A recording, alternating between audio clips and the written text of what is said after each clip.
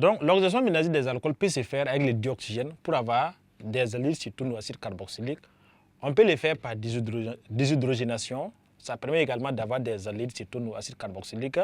On peut aussi utiliser les solutions oxydantes. Et les solutions oxydantes utilisées en terminale sont principalement les solutions de dichromate de potassium. Dichromate de potassium.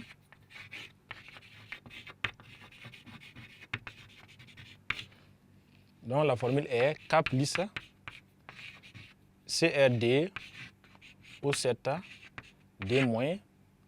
Et il y a l'autre solution qui est les permanganate de potassium.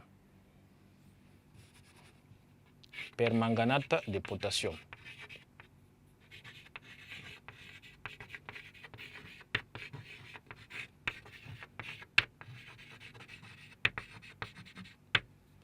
Donc la formule est K plus MnO4-. Donc avec ces deux solutions, quand il y a oxydation, ça permet à l'alcool de passer à une autre forme qui est le produit d'oxydation qui peut être l'aldéhyde, l'acétone ou l'acide carboxylique. Et pendant que l'alcool va subir l'oxydation, ça veut dire que le composé l'ion dichromate ou bien l'ion permanganate va subir ce qu'on appelle une réduction. Donc nous allons ici prendre un exemple d'oxydation avec les dichromates de potassium. Exemple, oxydation de l'éthanol en éthanol par les dichromates.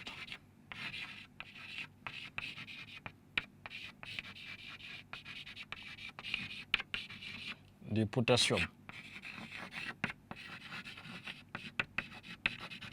Donc, ça veut dire que pour avoir ces résultats-là, on peut passer par une solution oxydante. Donc, et on a dit là-bas, c'est en deux étapes. D'abord, dans la solution oxydante, l'ion dichromate va subir d'abord ce qu'on appelle une réduction pour permettre à l'éthanol de s'oxyder pour donner l'éthanol. Donc, la première étape, c'est réduction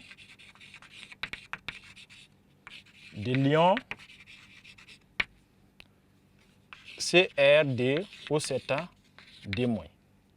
Donc cette réaction CR7OD- va se transformer à travers ce qu'on appelle une réaction qui est réversible pour donner l'ion chrome qu'on appelle l'ion Cr3+. Comme nous sommes à milieu aqueux, dans cette oxydation, il y a des oxygènes à gauche, donc il faut ajouter de l'eau. Parce qu'en solution oxygène, il y a forcément de l'eau dedans. C'est des solutions aqueuses. Donc on ajoute H2O ici.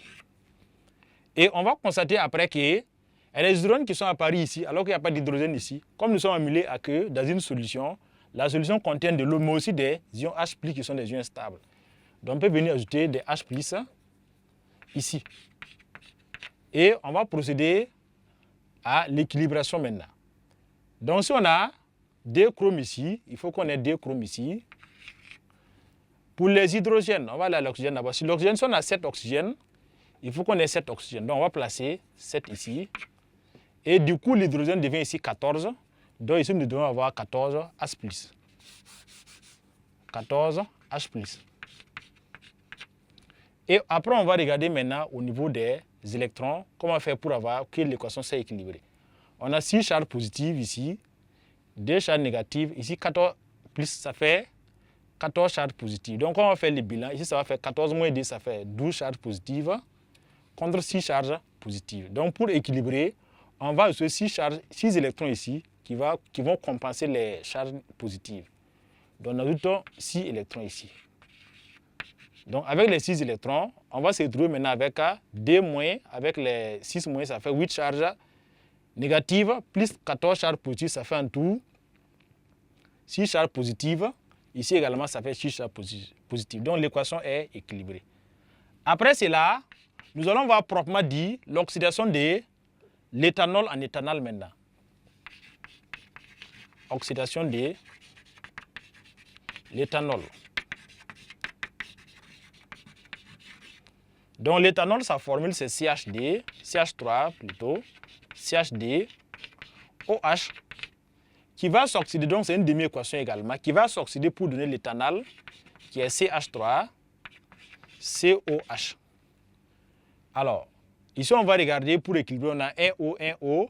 Ici, on a logiquement des hydrogènes de plus qu'ici. Donc, on va ajouter, comme on a mis là, on va ajouter des H+.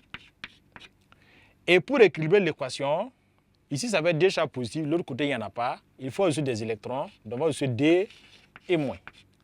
Là, les D et moins neutralisent les D plus là. Donc, l'équation est équilibrée. À l'issue de tout cela, on doit faire maintenant le bilan.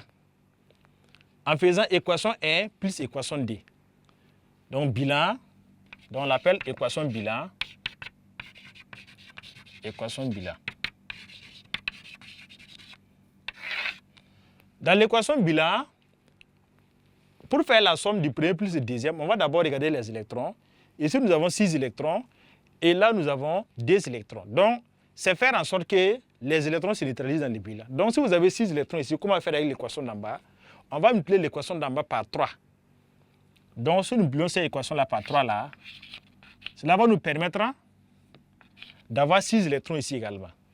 Puisque c'est un transfert d'électrons, si l'autre libère 6 électrons, l'autre doit consommer automatiquement les 6 électrons pour qu'il n'y ait pas d'électrons dans la solution.